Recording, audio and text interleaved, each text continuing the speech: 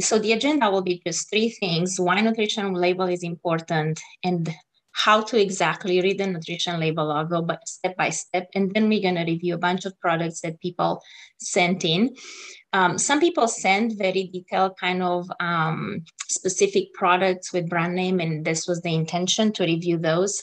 Sometimes some people actually just send like almond milk or yogurt, and then what I ended up doing, since I didn't have a specific brand, I kind of chose different brands to make different points. And so we're going to have, I don't know, 5 types of yogurt we're going to look at, for example. So I wanted to just warn you about some products are going to be just very specific and some are going to be just a variety. But why is the nutrition label important? First of all, because the claims on the front of the package, they're very misleading. So I never look at the front of the package when I go shopping. I don't care what they say there, you know, if it's just like, sometimes they put 0 cholesterol, no cholesterol, and it's a plant-based food. Yeah, it's 0 cholesterol. Why do I need that information? A plant-based food does not have cholesterol. That's just in animal products. And sometimes just natural. Natural means nothing. So I never look at it's just a waste of time, in my opinion. So I always turn the back of the product and look at the nutrition label and the ingredient list. Again, the front of the package is just, they're meant to just kind of catch your attention, to make you buy this product without paying attention to actually what's important on the back. And I said here, sometimes made with whole grain for a bread. It doesn't mean anything. But people see only whole grain and they think it's a whole grain bread. Made with whole grain doesn't mean it's 100% whole grain or that product is actually high fiber. Multigrain is another one that doesn't mean anything. It just means that bread is made out of different grains, but it might not be whole grains with fiber. It might be still refined grains. So another thing that I sometimes, even organic, I mean, the USDA organic seal, it's a reliable, like, okay, it tells you something about that product. That means it was organically raised or produced. But then a lot of people sometimes think that organic means healthy. And then if I eat organic sugar, that's fine. I could have it every day, quite a bit of it. But, you know, it has this kind of health aura. The same with gluten-free. A lot of people think that gluten-free products, if I see that in the front of the package, gluten-free, if I'm celiac disease and I'm allergic to gluten, or if I have gluten intolerance and eating a lot of gluten gives me a lot of bloating and gas, yeah, it's important for me to see that. But for most of us, gluten-free would just immediately make you think it's a healthy product or healthier product, which in reality, it might not be when you look and turn the product and look at the nutrition label. So again, that's the gold standard look on the back. Why it's also important to look at the nutrition labels, because I wanted to show this picture with how much the serving sizes changed over the years. And like, this is back in 1955 on the right side, and that was an original fountain drink at McDonald's, and that was 7 ounce. In today's society, even a kid size is bigger, right? 12 ounce, and then you have some obscene Team Gulp 7-Eleven 128 ounce. So, you know, it's important to look at the nutrition label and have that information, because the serving sizes are just so big right now. Even something that looks healthy on a nutrition label, if you eat too much of it, it might not be as healthy anymore. It will give you a lot of sugar or saturated fat. In the same area, so this is another example back in 1960, back in 2011, which was 10 years ago. You know, the portion sizes did not increase more, I would say, from 10 years ago.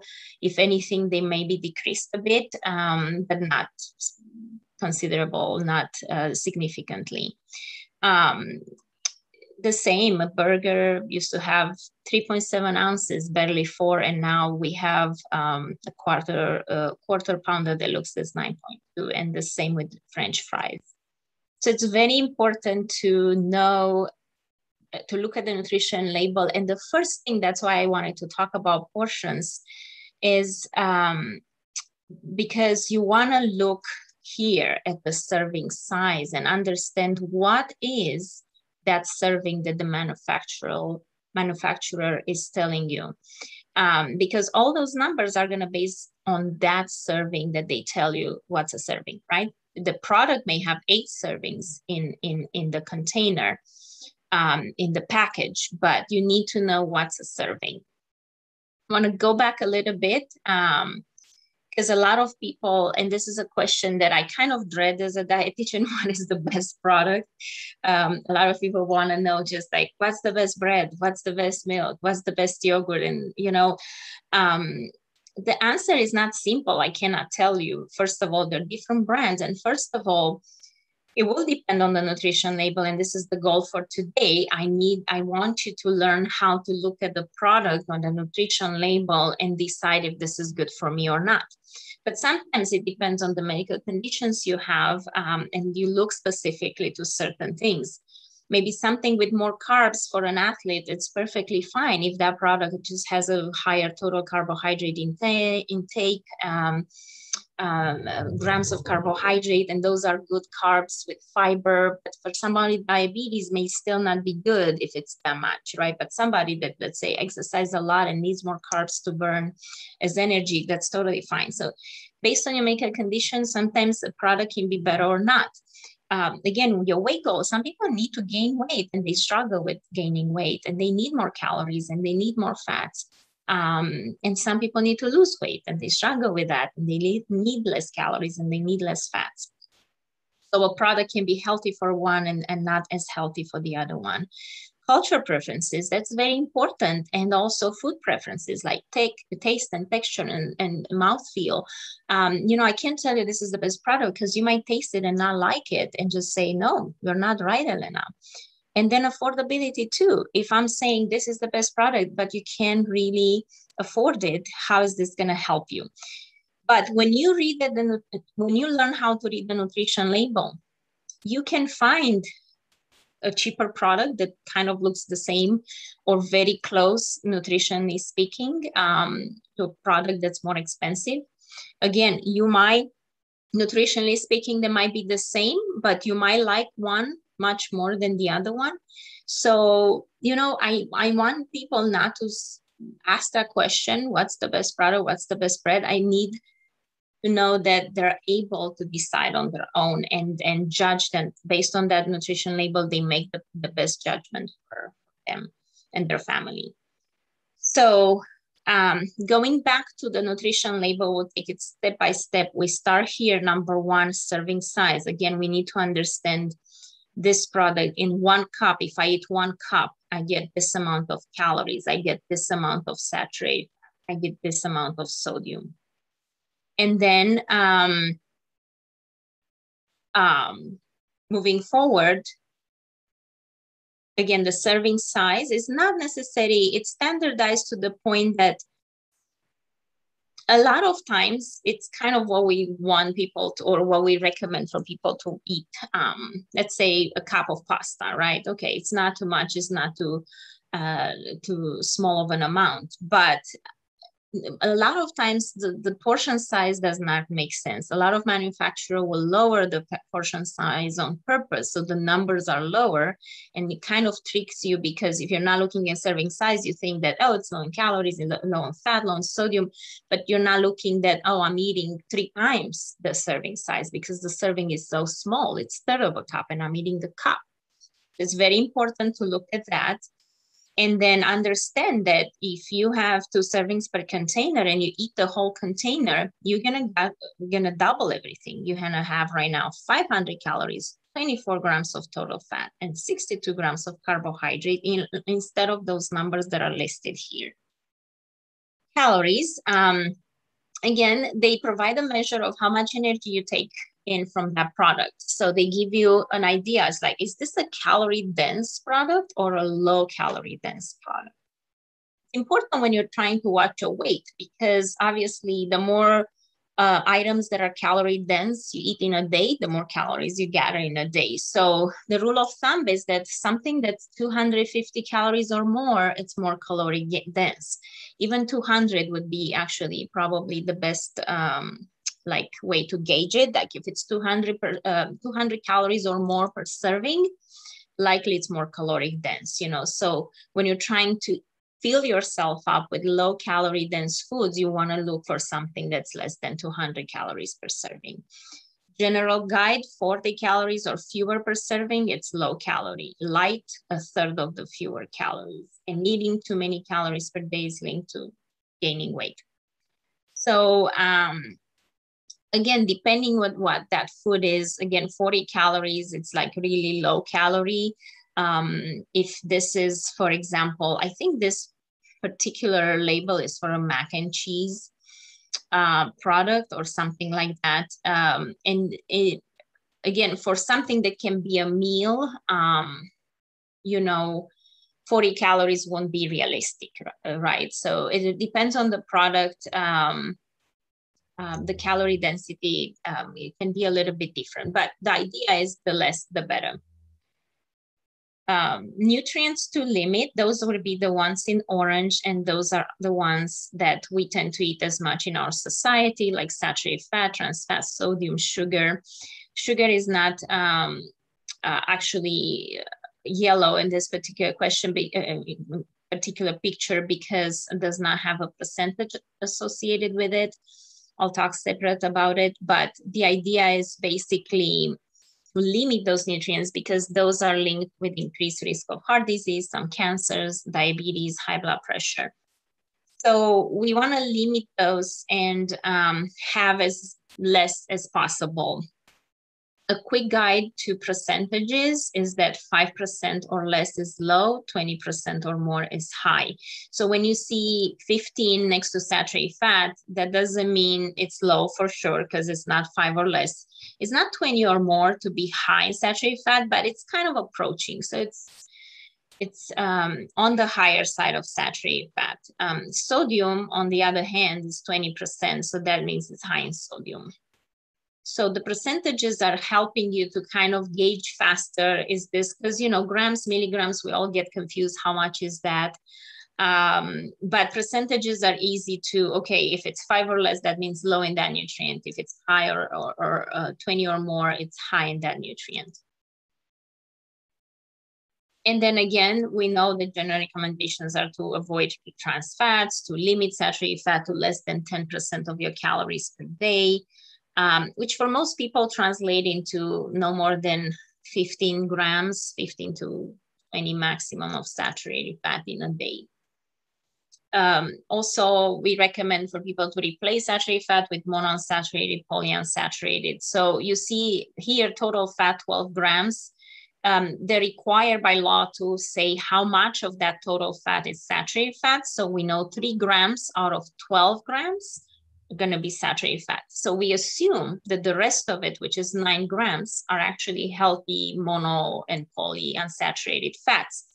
Some labels will actually tell you how much mono, how much polyunsaturated, but they're not required by law to give you that extra information. So you'll see that some labels will skip that, but some will include that information. But that's how you do. You just, okay, it has 3 grams of trans fat, 3 grams of saturated fat, and 12 grams of total fat.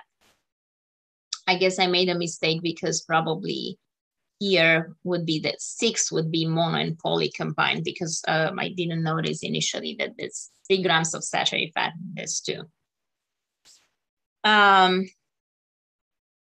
Items to get enough of, and that would be mainly the fiber that's blue here. Of course, the vitamins and the vitamins that are listed at the end, vitamin A, C, calcium, and iron, which are minerals.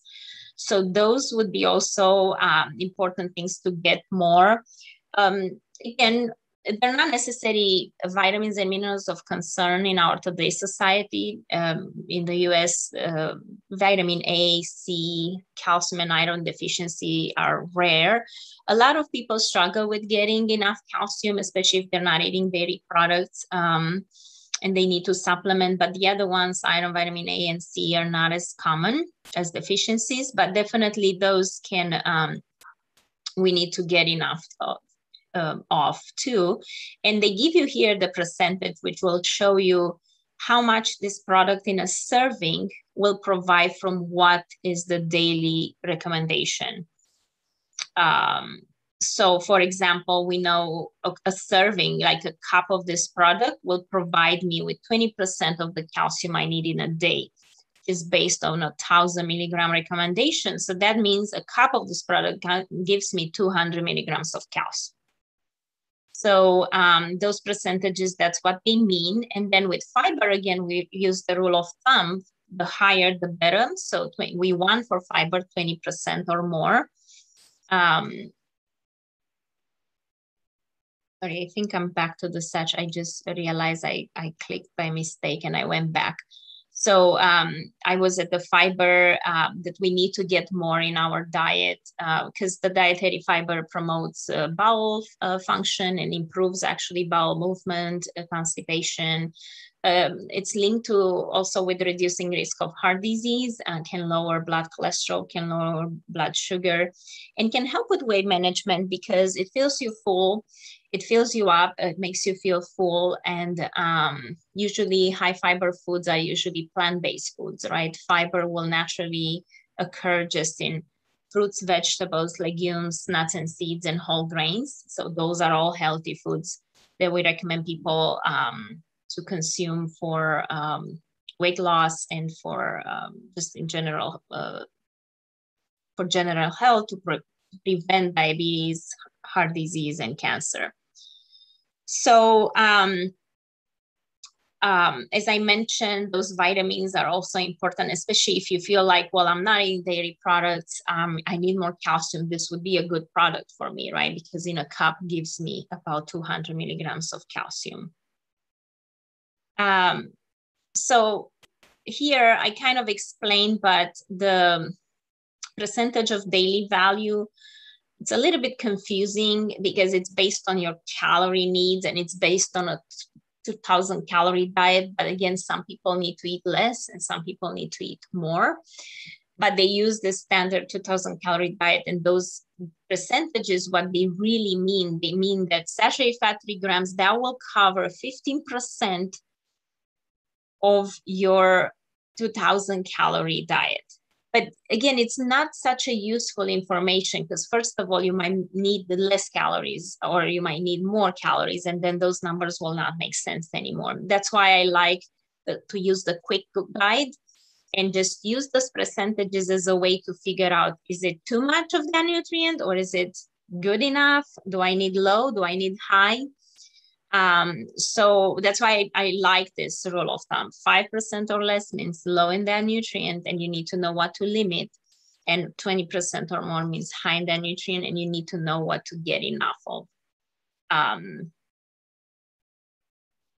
then I will say those daily values, as I mentioned, like it's based on your medical condition or your age, your activity level. So it's just not a standardized way to look at this of these numbers. So, but keep in mind, those are based on 2,000 calorie and I don't want anybody to add them up or think too much of them, just to use them as a quick guide to decide on the quality of the product.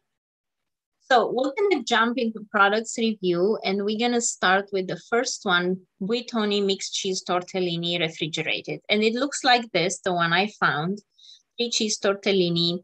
So in 1 cup, it looks like this whole container has about 2.5 servings, but 1 full cup will give you about 300 calories. And we want to look at the ones we said we need to limit. Saturated fat, 13%. So it's not 5 or less, but it's not 20 or more. It's kind of in the middle. And again, we expect some saturated fat in this product because it has cheese. And cheese is high in saturated fat. And then sodium has 450 milligrams, 20%. So that translates into high sodium. And fiber, 2 grams, 7%. So on the lower side, it's made out of white pasta, right? So we don't expect a lot of fiber. Has some protein because of the cheese, no added sugars. And then also I want to show here, these are the ingredients. I want to kind of see what's in it, just because it's more processed product, right? It's made for you with pasta and the filling, ricotta cheese. So it looks like there are 3 cheeses, ricotta, Romano, and Parmesan cheese. And in each, they tell you kind of what's inside. That's why it's a long list. Then outside of the 3 cheeses, you have wheat flour, you have canola oil, skim milk, which is non-fat milk, salt, organic Parmesan cheese paste that actually, again, it gives you what's made out of. Then water, sodium phosphate, 1 additive, and then yeast, cream powder, sugar, spices, sunflower oil, natural flavor, and they don't tell you exactly what. So that's the product. Overall, I mean, definitely the ingredient list, it's longer. It's a little bit of more processed food.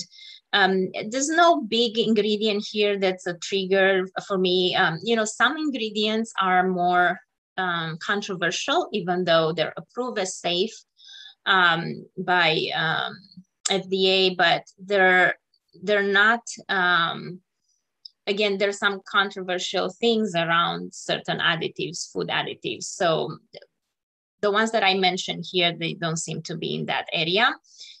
But overall, you know, definitely higher in sodium, moderate, high kind of saturated fat, you know, and that's only when you eat it, like eat just a cup of it, right? If you eat more than that, it will be even less healthy. I would say once in a while this product, especially if you eat it with vegetable on the side or a big salad, you know, can depending on what other things you're eating at that meal, saturated fat may work. You can work it into your budget, you know, but it's still, and then sodium the same. Let's say if that's the sodium for the meal and the rest of it is like some vegetable salad, you know, overall we say 500 milligrams of sodium per meal can be a manageable amount because that means that in 3 meals a day you get 1,500 milligrams of sodium, which is not as much. It's kind of on the lower side. So it can, again, it can fit a meal and your budget for a meal and calories depending on what else you're eating with it. And given that you keep it to a cup. Nativa Coconut Oil was another product that people wanted to review. And this is a virgin coconut oil. And 1 tablespoon has 130 calories. Obviously, it's an oil, so it's a more caloric dense type of food. And the majority of that is saturated fat, 65%. Total fat, 14 grams. Out of that, 13 is saturated fat. So it's a high saturated fat product, the way butter would be. At this point, it's not clear if the saturated fat in coconut oil is more anti-inflammatory than we know saturated fat. It's more pro-inflammatory as a type of fat. It's not a healthy fat because it creates more inflammation. There's some controversial studies that show that coconut oil actually is not as inflammatory as, let's say, the saturated fat in beef. But the reality is that we don't know for sure. We know it's a high saturated fat product, and therefore I won't use it as my daily cooking oil on a regular basis. You know, maybe once a week, if I make a special dish that coconut oil will increase the flavor, I might use it, but this is not my go-to oil to cook with. And, you know, the fact that it's a virgin, the same with it's cold pressed virgin coconut oil, kind of like virgin olive oil, when they're cold pressed, they tend to retain more antioxidants from the plant, in this case, coconut, and they're healthier, right? But again, the saturated fat that you get it might not be as healthy. Wisconsin premium cheese. So I found this one, mild cheddar. I mean, whoever sent that did not specify what kind of cheese, and I barely found this, label. So 1 slice of this cheese, which is 22 grams, it's a little bit than an ounce. A lot of times for cheeses, we say an ounce of cheese is about 28 grams. So the ounce and grams equivalent. So it's the slice here that's listed as a serving size would be a little bit under an ounce. and that will give you 4 grams of saturated fat, 20%. So it's high in saturated fat. It's a full fat cheese. You would expect that. Sodium 140, so it's not as bad. 6%, it's pretty close to that 5% or less. And again, for a cheese, it's not bad because cheese tends to be higher in sodium. And then obviously no carbs, no sugar, because cheese is usually protein and fat, and 5 grams of protein. So overall, again, this is a high saturated fat product. So if you have heart disease, if you watch your cholesterol, I'm not saying not to eat cheese, but I'm saying limit to an ounce. Make sure you're kind of keeping the portion control in mind when it comes to cheese, because the budget of saturated fat, if you have high cholesterol, again, might not be more than 15 grams, and an ounce of cheese consumes you 4 grams out of that 15 grams a day. So you can run out, depending if you're vegetarian, you're not eating meats and other high saturated fat products, you could maybe have 2 ounces a day. We had another one that I wanted to compare with, like Sargento sharp cheddar. One slice, again, it's about 21 grams. And this is about very consistent with 20% saturated fat, sodium 130. So it's about the same thing. It's not much of a difference in the nutrition. And it has just pasteurized milk, cheese culture, salt, enzyme, and annatto as the vegetable color for the yellow. Here we have cheddar, cheese culture, pasteurized milk, salt, enzyme, and color added. And that's why I actually put both, because it says color added and doesn't say what kind of colorant they use. Or this one, it says annatto, which is a vegetable, more natural type of food coloring. So pretty much consistent. This would be the only difference that what kind of color they added. Stuffers, lasagna Italiano frozen. And this is, somebody sent this. It's a frozen lasagna product. And again, about a cup of this, there are about 5 servings in a container.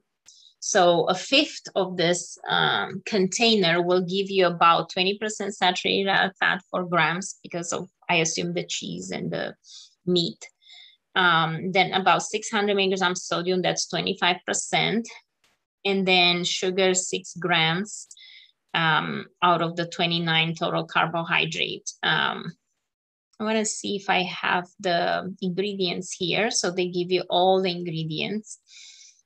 Tomatoes, tomato juice, cooked pork, beef, Italian sausage. So a lot of those: water, onions, tomato paste, sugar, spices, modified cornstarch, salt, garlic puree, extra virgin olive oil, potassium chloride, soy sauce. So a lot of sodium probably comes from that too. And then some low-fat ricotta. We have the carrageenan and xanthan gum. Those are some food stabilizers and thickening agents. Carrageenan is a little bit more controversial. And wheat flour, salt, sugar, dry garlic. I was trying to see where the sugar is coming from, those 6 grams. So sugar is more towards the end of the list. Usually the ingredients are listed from the most abundant to the least abundant. So I'm thinking that some of the sugar, it's coming actually naturally from tomatoes too, because the main ingredient is the tomatoes, tomato juice, and then also tomato paste. And that can add some natural sugar from the tomatoes. And then, oh, we have sugar here too. Sorry, I missed that. And then we have a little bit of more sugar here. So I guess it's probably a combination of added and some natural from tomatoes. So overall, it's hard to say, like obviously high in saturated fat, high in sodium will use some of your added sugar budget because has sugar. Again, if you make the lasagna at home, probably you're not going to add sugar or as much salt.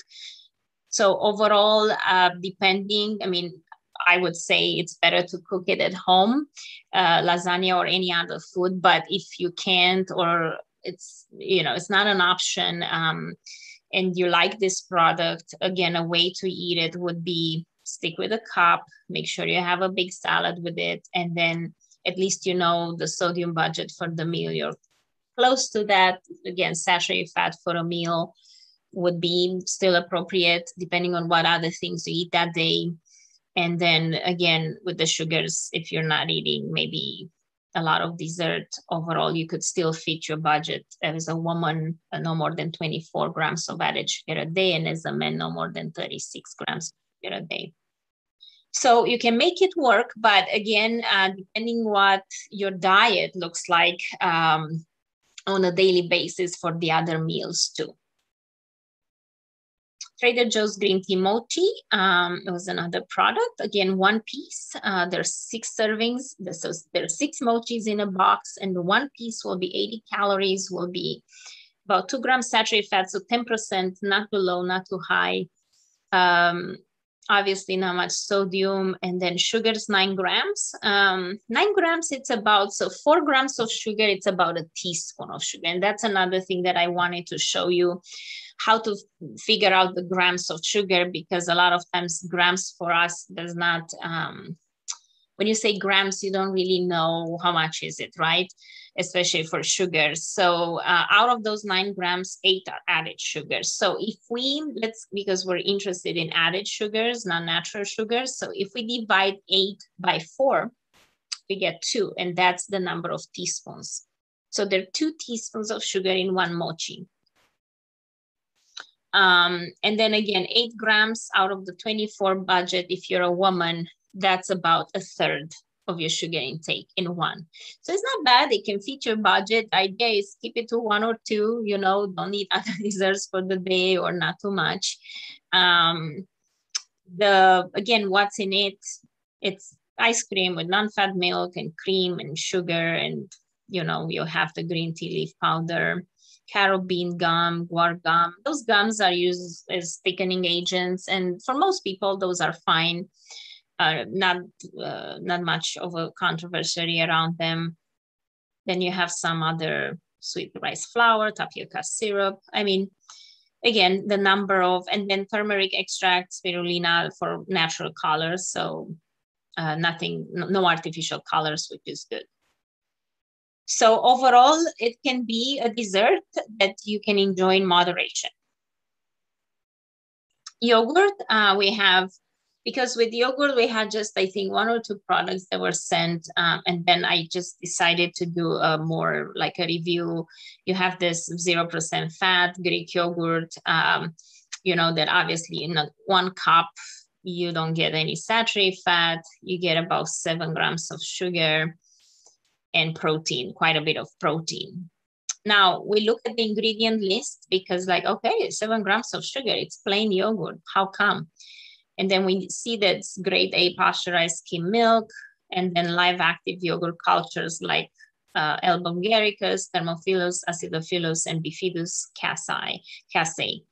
Well, I don't see any sugar ingredient. So I'm assuming this is natural occurring sugar, which is lactose.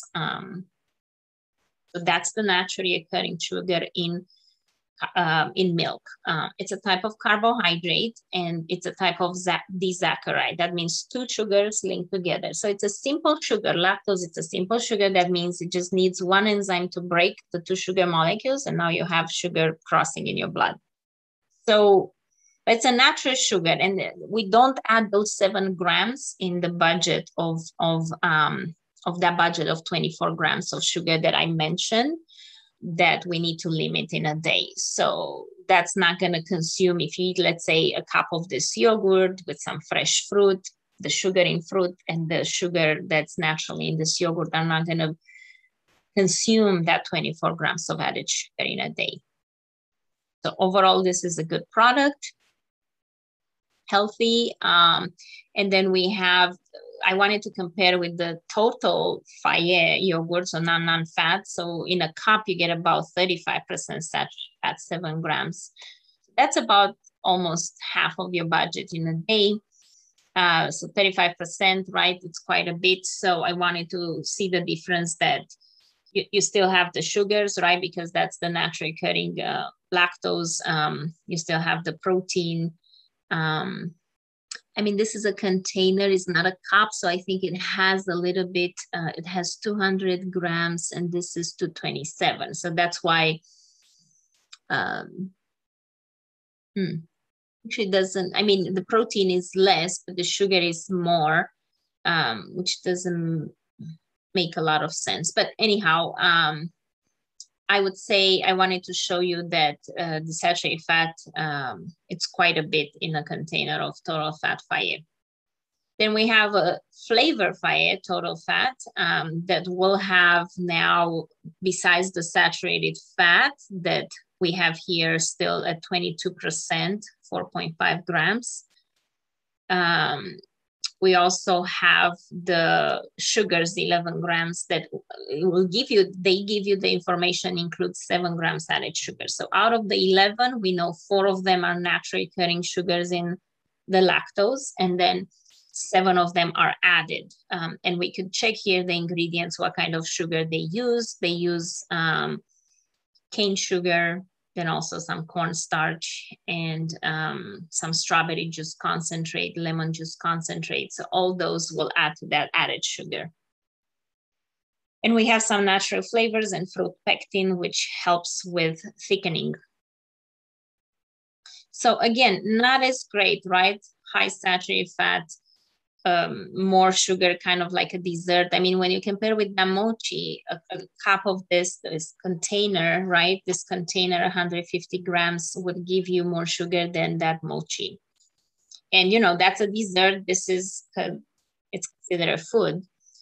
So a little bit too much, definitely. I usually recommend to all my clients, get used with plain yogurt, put maybe fresh fruit, nuts, make it fun. If you need to sprinkle some granola or even drizzle a little bit of honey, you might still save the sugar than buying something with already quite a bit of sugar added to it.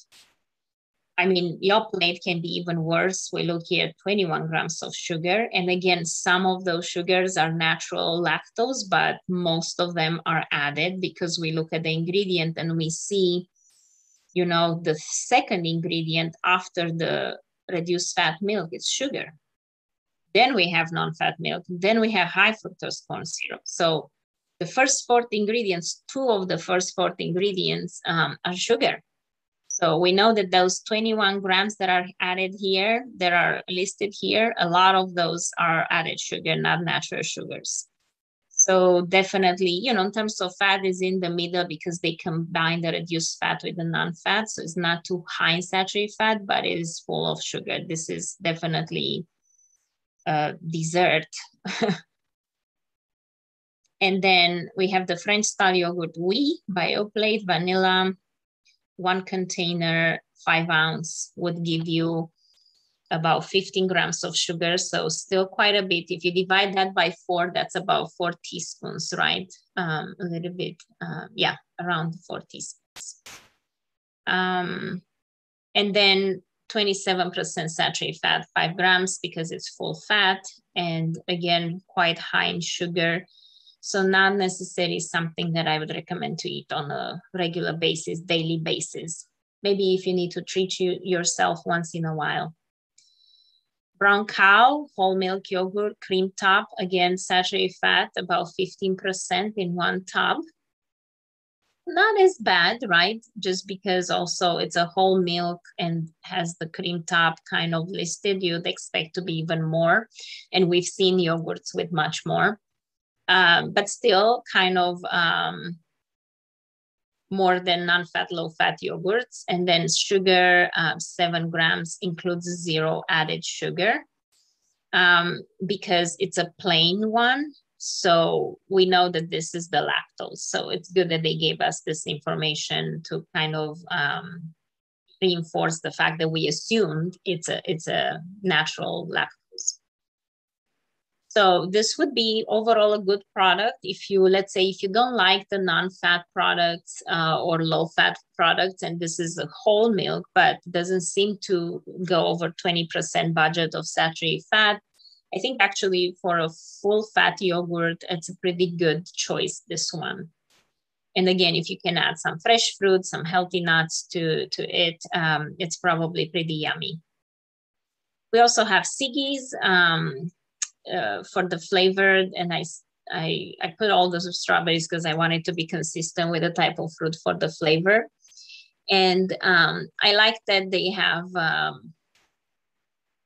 so obviously this is a flavored with added sugar, and a container has about 9 grams. So that's about 2 teaspoons of sugar, kind of like in the mochi. And it's 0 fat because it's a non-fat yogurt. And then we know that the kind of sugar they use is the agave nectar. I like that they have very limited ingredients: skim milk, agave nectar, strawberries, and then live active cultures and vegetable rennet, which is the enzyme that actually curds the milk and helps in the formation of cheese and yogurt, helps with the fermentation. So, but still, it, you know, it's less sugar than, let's say, Yoplait, but a plain yogurt would still be a better choice. And then we have this one that some people ask me about, the Too Good, that has only 2 grams sugar, but it's a flavored yogurt. And how come? Well, they use stevia. So they use an artificial sweetener too, because when you look at sugars, there are only 2 grams of added sugar. And those are coming from some tapioca starch and lemon juice concentrate, but then they add stevia to make it sweeter. So there are people that stevia overall, it's considered safe at this point as an artificial sweetener. It's not controversial on that controversial list like other artificial sweeteners, but overall, I also know some people just don't like the sweetness of stevia. I'm one of them. I just cannot have anything sweetened with stevia. Taste-wise is like terrible for me. And remember, we talked about that's a very important part, your taste preferences and the texture and mouthfeel. It's just, it's a very important thing that we cannot ignore, regardless how healthy something would be. So, again, not very high in saturated fat because it's a lower fat version, but and not high in sugar, but has the stevia. And I wanted to kind of present it as an option. Again, for people that like stevia, it's not controversial. I mean, it can be a good choice. Overall, with any artificial sweetener, I like to be more cautious and say, don't overdo it. Don't feel like, oh, if it's on the safe list and it's healthy, I could just have as much as possible. I don't think we should abuse those artificial sweeteners, because also I feel like the research goes back and forth all the time. And I know right now, some of the artificial sweeteners that are more controversial, they used to be safe and not promoted, but recommended a few years ago. And then a study comes out that will make everybody be more cautious about. So overall, if you can not rely as much as on a regular basis on those artificial sweeteners would be better. Sugar-free ice cream. And here we go again about artificial sweeteners. So we look at Breyers. Somebody asked about sugar-free ice cream, but didn't give us a brand. So we chose this, and 10% saturated fat. So it's not, again, it's kind of in the middle. It's actually pretty good for ice cream, because ice cream is high in saturated fat. It's made with a lot of milk fat. And then sugars 4 grams. And this one has sugar alcohols 6 grams. So basically it has altogether 10 grams of sugar, but only 4 are added. And then the other ones are 6, the other 6 grams are sugar alcohols, which are naturally occurring sugars that are poorly absorbable in our system, in our gut. So that means they don't get absorbed. Those sugars, sugar alcohols, do not get absorbed in our bloodstream. So they're not impacting your blood sugar. You're not using those calories. They end up in your colon. However, they can be fermented by our gut bacteria that loves sugar and can create some GI distress. So sugar alcohols are things like xylitol, probably heard in chewing gum, or maltitol or sorbitol. All those OLs, kind of, they end in OL. Mannitol, maltitol, sorbitol, xylitol.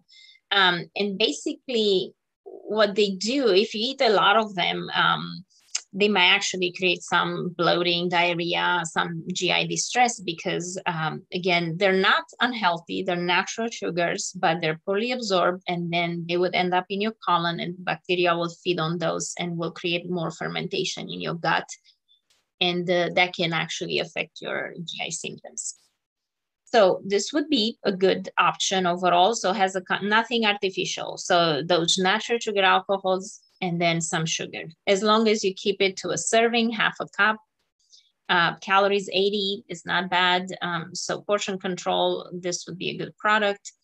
Then also we have this Keto, I think was I'm sorry. It's like a kind of like a keto product that's promoted as low carb, no sugar. Again, we'll have the sugar alcohol, in this case, 8 grams, a little bit more, but also it's pretty high in saturated fat, 50%, 10 grams.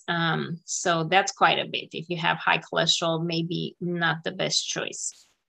And then if you look here, the ingredient list, we have cream. So that's the fat from the milk. And we have erythritol, which is another sugar alcohol, egg yolks, and then other things like all kinds of gums, tara gum, guar gum, carob gum. So a little bit more processed too, I would say, than, with just more additives and all kinds of thickening agents. So I would prefer the previous one if I need to choose a sugar-free ice cream. Lactose-free ice cream, so that's Lactaid. Somebody asked about, again, did not give us a brand, but we look at the Lactaid, which is a pretty common brand for lactose-free products, including milk and yogurt, and it looks like ice cream too. So high saturated fat, 5%, 27%, 5 grams. And then sugars, 12 grams. I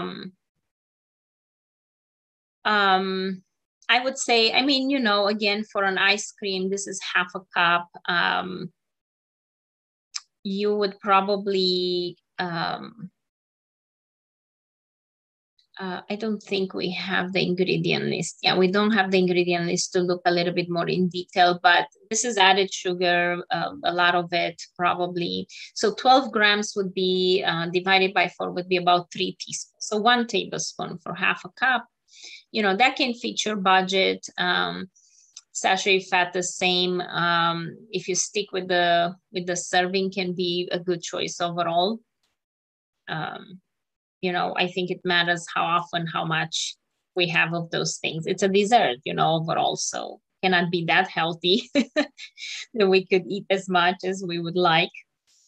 Canned peaches, somebody asked about canned peaches, and we had some no sugar added, so just kind of like basically peaches in their own juice or in water preserved. So the sugars that we have here, 7, are basically the natural sugars from peaches that won't consume your budget of 24 grams, compared with the peaches in heavy syrup that will have 21 grams of sugar, and we know will have some added sugar in it.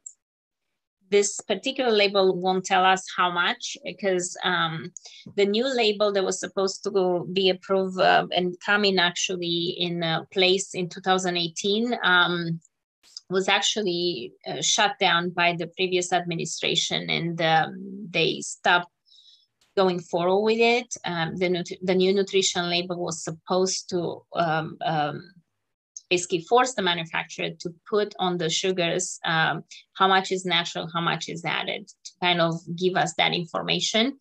And some, you notice already their labels, they will give you that information, because some already switched to that new norm, and then some did not get the chance by the time it was shut down.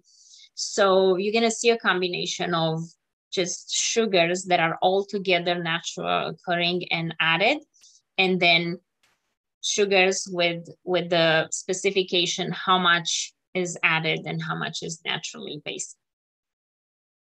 So this one, definitely, the first one would be a better choice with no sugar added than the second one.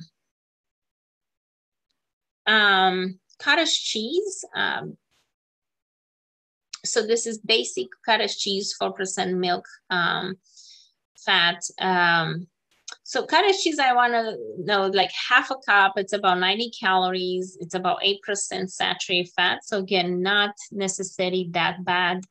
However, I want you to see that sodium, it's about 15%, quite a bit for something like cottage cheese that doesn't necessarily strike you as too salty. And then total sugars here are 4 grams, but we know there's 0 grams added sugar. So all this is the natural occurring lactose from milk. And we have skim milk, cream, salt, vitamin A palmitate. So they add this salt as the third ingredient. And as I said, in my opinion, it's quite a bit. Ideally would be to get like a low fat, low sodium cottage cheese. There are some brands that make that, but it's not something you find in your regular store all the time.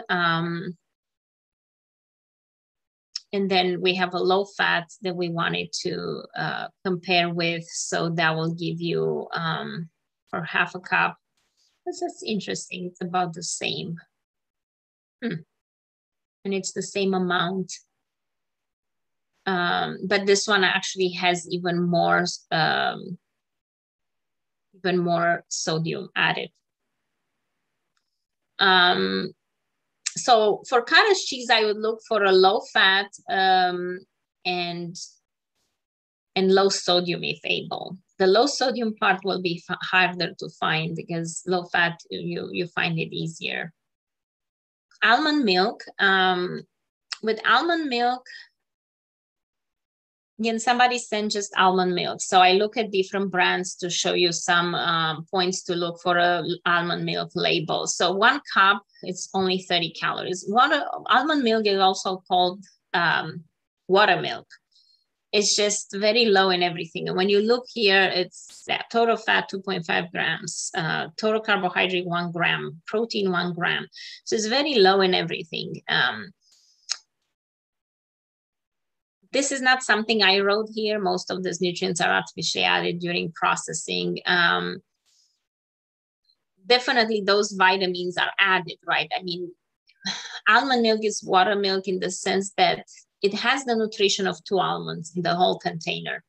So it's not necessarily a nutritious beverage, right? To say, well, I'm getting so much natural vitamins and fiber and protein and all those things. It's pretty low. It's a good product for, let's say, if somebody wants to lose weight and make a shake and they don't want to add it with water, they want a little bit more creaminess, or they want to cut back on their sugar and cream in their coffee, and adding almond milk makes the coffee more palatable for them. That's a good product, right? Because it's a very low calorie product. And again, it has a bunch of vitamins. This particular one, Almond Breeze, a bunch of vitamins provided, can give you 45% of what you need for calcium. That's about 450 milligrams a day out of 1,000 that you need if you're not over a certain age. So that's significant, especially, let's say, if you don't tolerate dairy, you're either lactose intolerant, or you don't like dairy, or you don't rely on the dairy products for your calcium. This can be a good source to give you in a serving quite a bit of calcium. So there's some good sides, but I wanted to make sure, because some people feel like, oh, it's a nutritious kind of food. You're not getting much out of it, just those vitamins that are added, but naturally speaking, from that beverage, you're not getting that much. And then ingredients, we have almond milk, which is filtered water and almonds, and then a bunch of calcium carbonate because of the calcium, all those that are fortified. Natural flavors, sea salt, potassium citrate, sunflower lecithin, gellan gum, vitamin A, vitamin B, vitamin E. So all those vitamins that were added to it. So again, there's depending on who you are and what your goals are, if you, let's say, need to lose weight, this is a good product. Or if you need to watch your carbs because you're diabetic, and instead of, like, a cow's milk will give you the total carbohydrate 15 grams, around 15 grams, 12, 13, 15. So it consumes a serving of your budget per meal for carbohydrates. So if you want to save that and drink this instead, the total carbohydrates a gram, so it doesn't give you much, right? So can help you with managing either calories or carbs. Protein, again, let's say you limit protein because you have advanced chronic kidney disease and you need to be on a low protein diet, then yeah, this can work for you. But again, depending who you are, this can be a good product or not. I wanted to point out, this is, it says 4 times more nuts. If a regular almond milk has 2 nuts, this has 8, the nutrition of 8. So again, the front of the package can be deceiving. 4 times more nuts. Oh my God. And look how many it shows on the picture. I know that this is a little bit small and I'll try to read. Again, very low saturated fat, low sodium, 1 grams of total sugar, 0 added, 5 grams protein. So again, has a little bit more protein than the other one because it has more nuts as advertised. But overall, and more calories, 130. But overall, what I wanted to point out is it has just filtered water almonds and no vitamin D, no calcium, no iron, potassium, only a little bit from the almonds. But if you, let's say, drink this because you're trying to get your calcium, because you're not eating dairy products, this may not be a good choice for you, even though it's pretty clean in the sense that it does not have any additives. It's just water and almonds. It's overall still low calories, a little bit more protein. But if you're drinking it for your calcium, this may not be good. If you're taking a calcium supplement, anyhow, this can be a good product. Does it make sense? I hope it does. And then, oh, actually, I did that. I forgot that I did that. I added like this more zoomed in kind of nutrition. So it's the same nutrition label, so we could all see it clearly, but I wanted to point out no vitamins and then low in everything, basically. From that perspective would be good. And then we have this Califia brand unsweetened, again, kind of the same, oh, sorry, the same thing, no sugar, low protein. You know, again, the ingredients will include some gums, gellan gum, locust bean gum, potassium citrate. Those are not necessarily controversial, as I said, ingredients, but we'll have more things added, but we'll have also calcium added. So it's a good alternative for somebody that would like to get calcium. And then we have another one that it's actually sweetened vanilla flavor. And you could tell the difference. It includes 12 grams added sugar. That's about 3 teaspoons. That's a full tablespoon. That's way too much. We don't need that sugary kind of, I mean, if it's a dessert, that's fine. If it's a mochi that kind of makes you, it serves as a treat and it's a dessert, then we expect that sugar. It's fine for that to consume your budget. I always say the budget of added sugar a day, 24 grams, if we use it on foods that are not supposed to have sugar, like sliced bread, ketchup, almond milk, all those things, like we're not going to have room for anything good in our life, like that piece of chocolate, that mochi, that, you know, so it's important to peruse and look at those products that are not supposed to have that much sugar in them and try to be more careful when you read your nutrition labels. So this definitely has the vitamins added, has also, it's low calorie still, but has quite a bit of added sugar. And then we see cane sugar is the second ingredient. So that explains a lot. And then there's a, there's a picture that compare Oatly to almond breeze, just to see how saturated fat Oatly has more carbs, has more sugar. I mean, the sugar is the same, sorry, but it just has more total carbs if you're diabetic and look at that, and then also more saturated fat and more calories. So sometimes people ask me, which one should I go? Like oat milk, almond milk, if you're not drinking cow's milk. And I say, well, if you need to control your blood sugar, you're pre-diabetic or diabetic, you know, oat milk will give you more carbohydrates, regardless if that's added sugar or not. Even just unsweetened one would still have more carbohydrates than almond milk. Spare ribs, somebody asked about spare ribs. And I found different kinds. I mean, Chinese style barbecue pork ribs. So that has the barbecue seasoning with sugar, soy sauce. So this product definitely will be high sodium, 40%, sugar, 16 grams added sugar. That's a lot, right? For something that's not a dessert. So not the best choice, obviously. A lot of saturated fat, 6 grams, 30%. I mean, you expect even in, let's say if you buy your own spare ribs fresh with no marinade, you know, you expect that saturated fat there. It's high fat type of meat. But you're not going to expect that much sodium or sugar because you could add your own spices at home and you could make it better as a product. Also, this Chinese sweet and sour spare ribs, again, less sodium here, but no, I think this is something, oh, this is, I apologize. I did not realize this is actually, it's a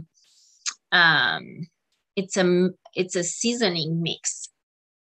It's not actually the spare ribs on their own. So I'll skip this. I wanted to show you the rib with sauce, like something again that comes pre-marinated St. Louis style pork ribs. Again, quite a bit of saturated fat, the ribs, and then sodium still quite high, 640, a little bit less than the previous one, and then sugars, 29 grams. So those actually can have quite a bit of sugar. Amazing. You know, like there are 4 ribs, the serving size with sauce. And I know some people can eat that, but when you think about it, it's like you eat more of that budget in a day if you're a woman in just 4 ribs that you're not thinking that's a dessert, right?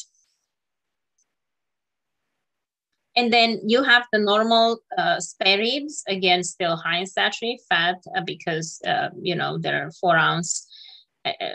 It's a pork product, but then, you know, 0 carbohydrates, nothing added to it, no sugar, protein quite high, and sodium very low because this is the naturally occurring sodium in meat. So if you don't add anything to it, it's not going to have as much as something marinated. So the message is also try to buy fresh meat and marinate it at home, you know, because you could use different things that, first of all, you could use less if you really like something sweet, but salt, you could use less, sugar, you could use less, you could do more spices and herbs and spices for the flavor without having to add that much salt and sugar for the marinade. Peanut butter, people ask about peanut butter, what's a good one? I chose the, you know, peanut butter Trader Joe's. It's a standard one. Ingredients, just dry roasted peanuts, so nothing added to it. It's a caloric dense food in 2 tablespoons, 190 calories, because we all know nuts are high in healthy fats, but they're fat, so that means they're more caloric. And I would say, you know, here they give you the saturated fat 11%, and then the most of the fat is polyunsaturated and monounsaturated. So another like up to 13 grams saturated and unsaturated and 2.5 grams saturated.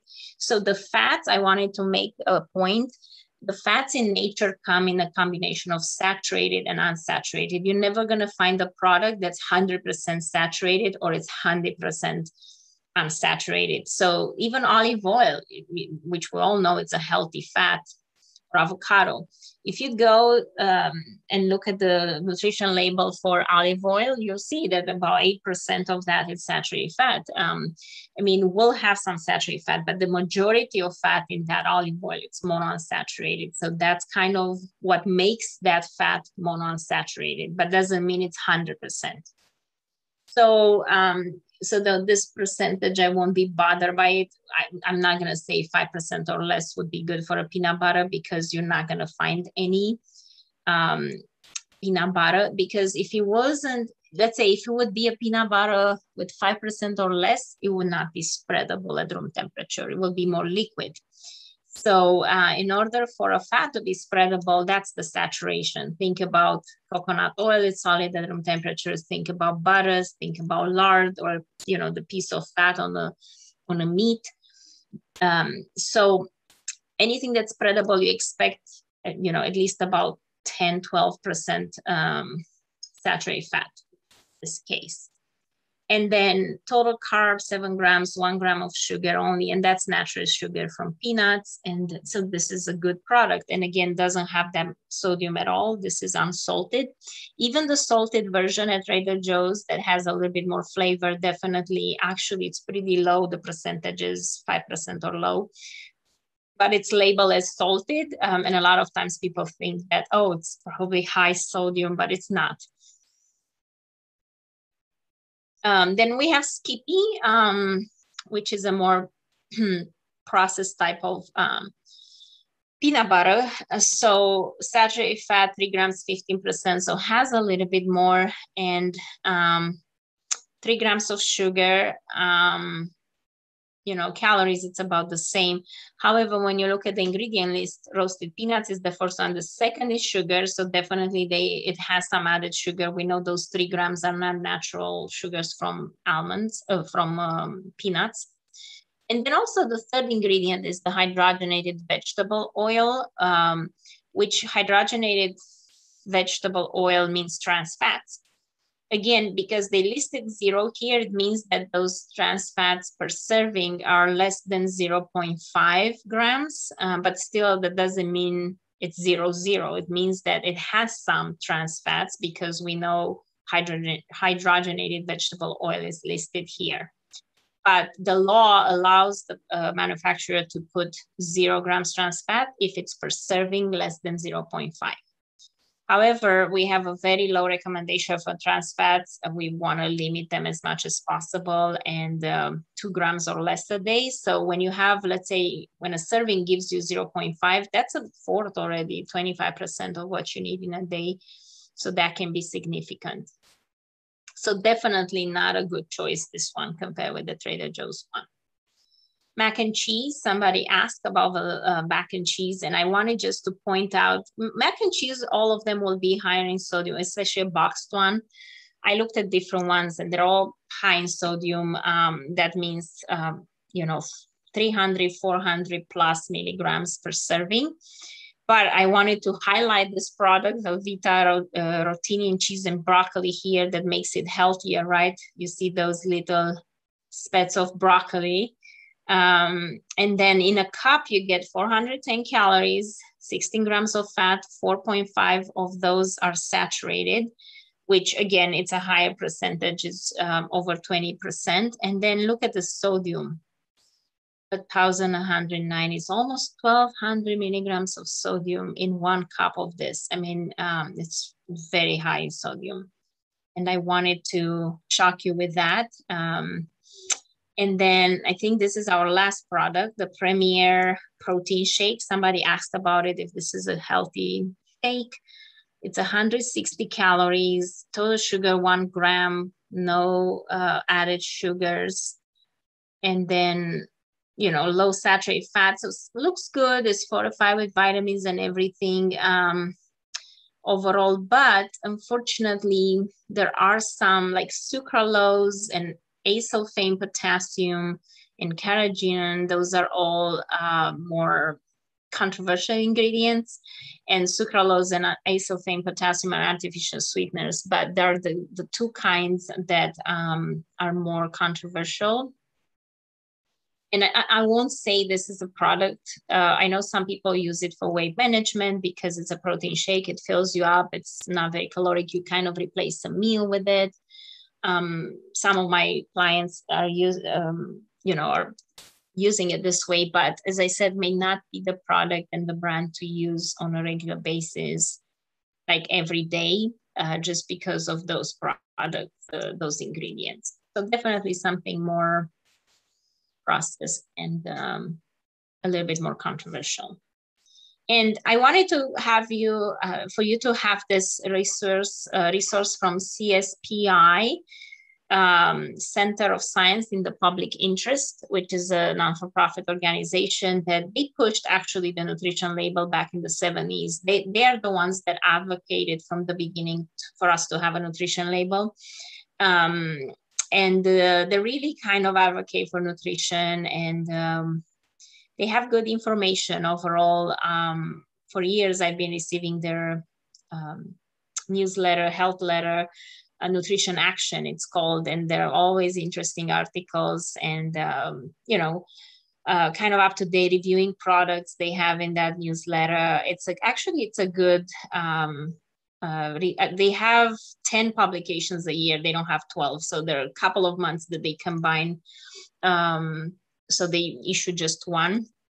So there are 10 publications altogether in a year. I don't remember the prescription, how much. It was like somewhere in the $20, $25 a year kind of subscription. But as I said, I love the fact that they have really good information about nutrition, and it's made in a simple way, like everybody, any consumer can read and understand. Is not too, I mean, it's science-based evidence, but it's broken down that it's easy to read and understand. And again, they have this, so they always rate products and review products and then talk about all those marketing tricks and, you know, but anyhow, on their website for free, you could access the Chemical Cuisine. I think it's, yes, Chemical Cuisine, because I put the exact link that gives you to the page where they tell you about safe ingredients, the ones to be cautious about, the one certain population, certain people, depending on their conditions, they might need to limit, and then the ones that are red kind of not good, right? More controversial. And then if you click, they have a alphabetic kind of order, and you click on you could look each of them and kind of read about like why they're categorized this way, like what's controversial about, what showed, or why are they safe, or what, you know, so they kind of describe every single ingredient.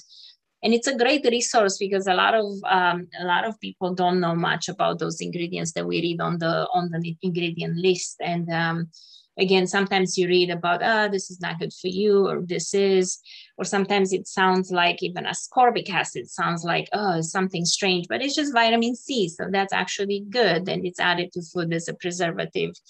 So not all the additives are bad for us, but some maybe, and they're more controversial. And I think that's a good resource for you to have and check when you're in doubt. And I think that concludes our presentation. We still have some time for questions if you guys have any.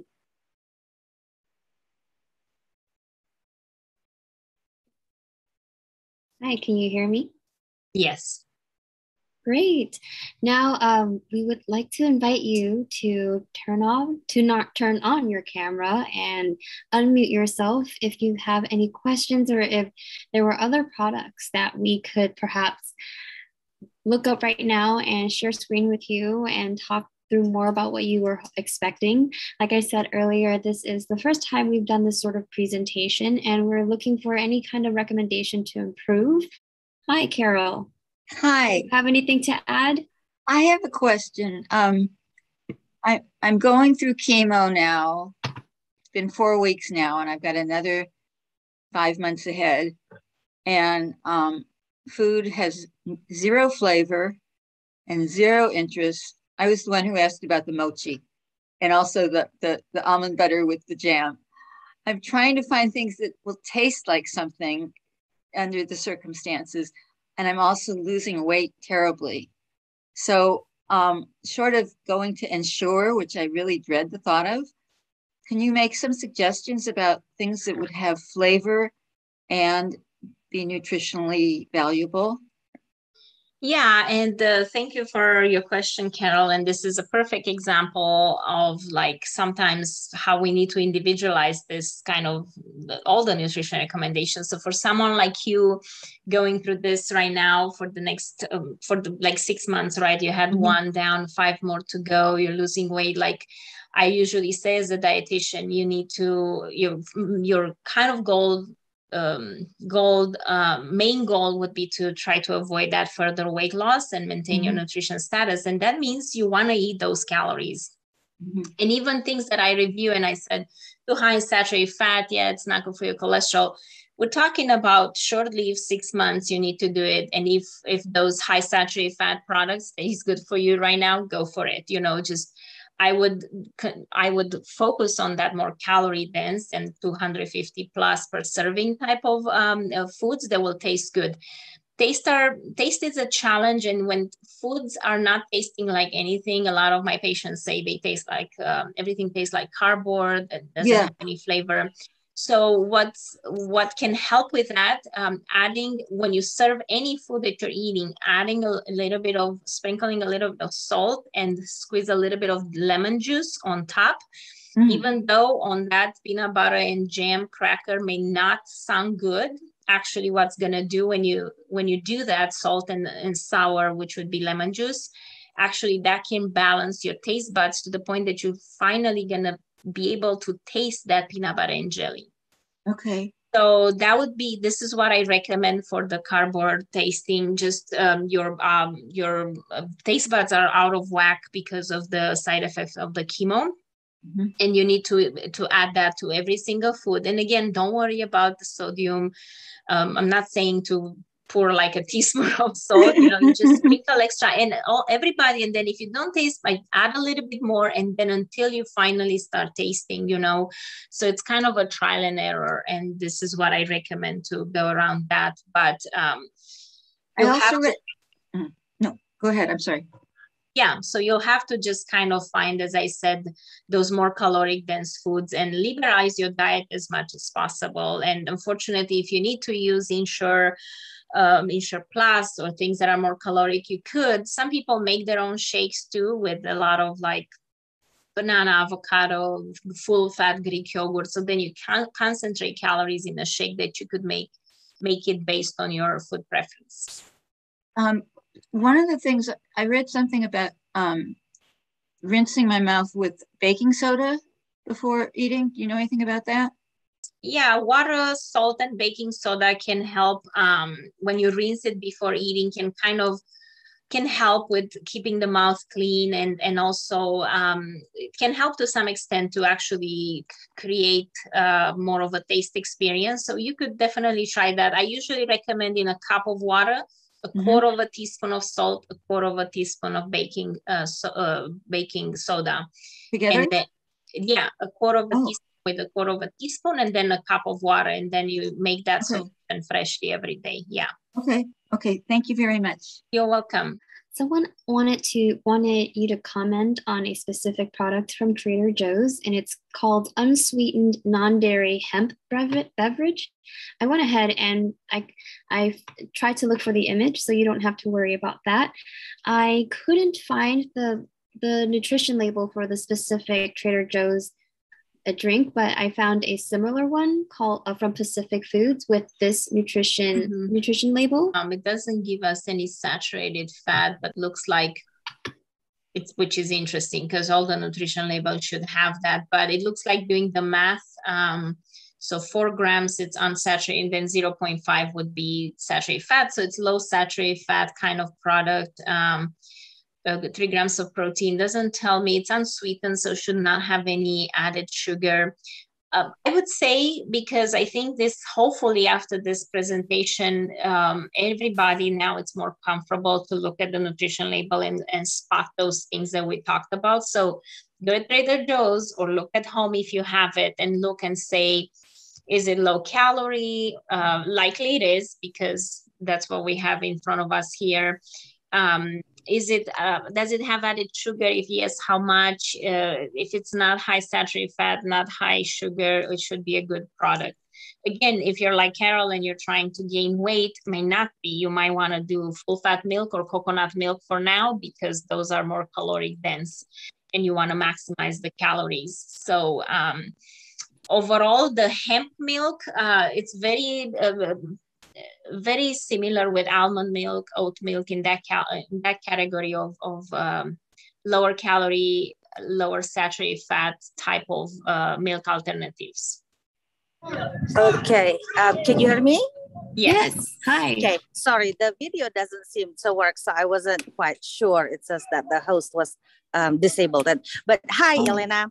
Hi. Hi, everybody. So my question is not product specific. It's more for a general guideline. So I cook to feed a family. I have 2 growing children, and I have a husband who's battling cancer. I am myself overweight. Luckily, I don't have diabetes, but he does. I don't have cholesterol. He does. And so, and of course, I work full time. So I can't cook every day 4 different meals for 4 different people. So in general, what is it that I am to look for in terms of ingredients, both to buy and to avoid? What's the general rule? So I would say for someone like in your case, and you wanting to lose weight and he has diabetes and high cholesterol, definitely saturated fat and sodium to be as low as possible. And then again, lower carb type of foods. I mean, when you look at that total carbohydrate, to not be 50 plus, to be under 45, because that's a serving, and that can help him control better his blood sugar. And then also, again, added sugars. Like if it's a product that will have added sugar, not let's say a pasta, but a flavored yogurt. So those 4 I would prioritize.